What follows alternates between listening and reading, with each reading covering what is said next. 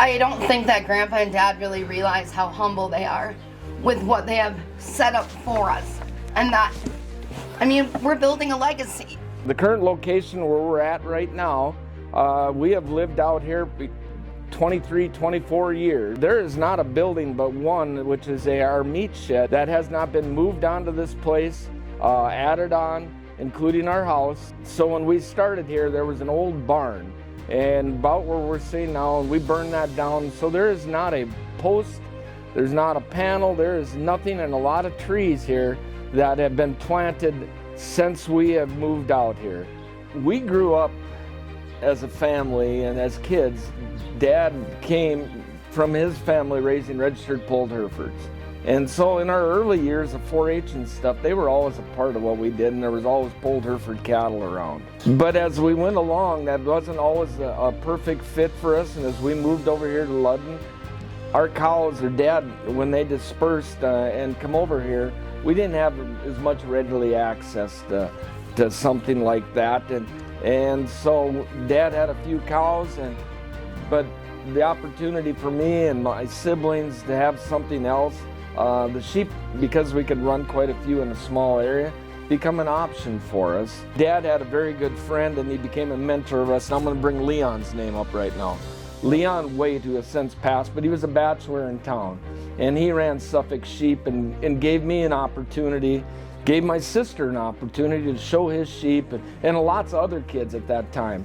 And we got to go to different fairs with Leon, and he always made sure everybody had sheep. That is probably where, the whole relationship kind of with Leon, and it went back to our livestock judging days when you and Leon were coaches and kind of got, made friends and got us involved with him.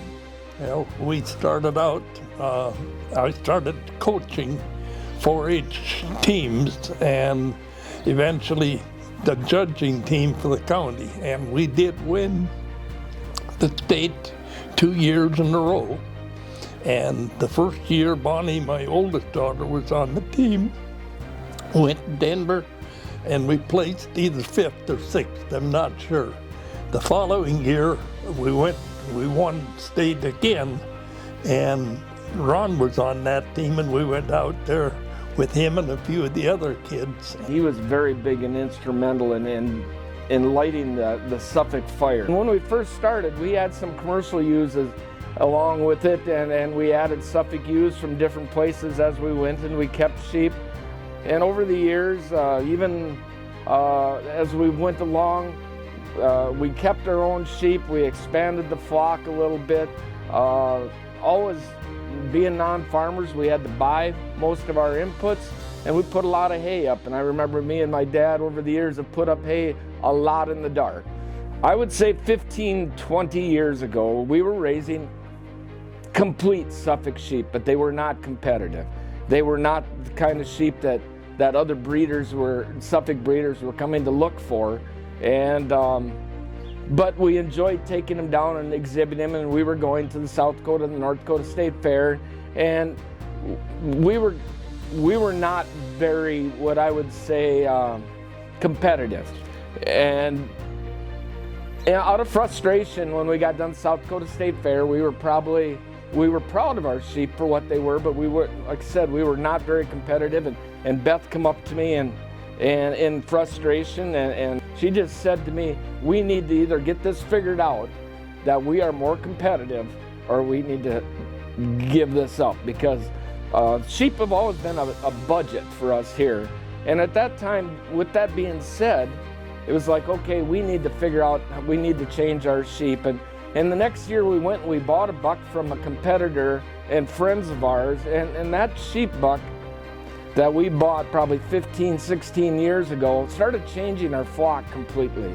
I remember in 2009, we had a ewe lamb born, and I remember pretty clearly, even though it was a long time ago, I come in the middle of the night, and she was born in February, and I woke Beth up, and I said, we got a pretty special one born here.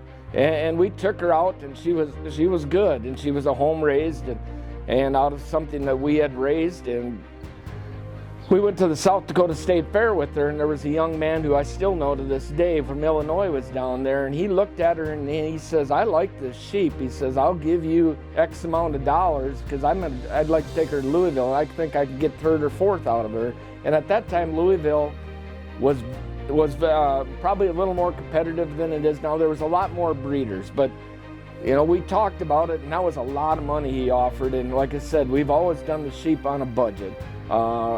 At that time, and it was probably tighter with 3 teenage daughters, you know, and that kind of thing, and then, you know, farm and buy and feed and everything. And we just figured, you know, we're going to pass this money up, and if he can do it, we are too. And at that time, I contacted my good friend Scott Bradolph from up in Berthold, and we talked, and he was going to Louisville every year and helping out a pair of brothers down from Stoughton, Wisconsin, who have become very good friends of ours. And to shorten the story up, that ewe lamb went down there and ended up being National Reserve Junior Champion ewe. And the next year, we didn't even get to go because, like I said, it was on a budget. We couldn't afford to go. We sent the sheep, and at that time, we had no recollection, and maybe it wasn't even available to watch it online even. So all we did is got to sit by the phone and hear the results. And I remember I was down at work. It was 10 o'clock at night when we got called and told about it, and how that changed the direction of what we have done. Our sheep have just progressively gotten better. We have got, you know, went out at that point, and we've started seeking out big name breeders to find sheep that complemented ours. We believe in our breed. And we believe in our breed so much that I said to Ron, why are we always hauling these lambs to the sale barn? Said, why don't we start marketing them someplace? Why don't we get our retail meat license? And he kind of looked at me like I was completely crazy. I said, we can do this. He said, we can get these sheep. We already have to fatten them to get them to market, to the sale barn, so we may as well take out that middle guy and take him right into town to get processed. And so we did. We started the Red River Farmers Market in Fargo, and we've been there. This will be our 7th year, and it will also, God willing, be our 6th year of taking 0 lambs to the sale barn. We market all of our lambs ourselves, either through seed stock to other breeders or through the farmers market and our retail meat license. And I'm very proud of that fact. You know, the future of Wolff Suffolks is bright. Absolutely. Me and Courtney always talk about dreams, and we have some exciting things that we hope to see in the future.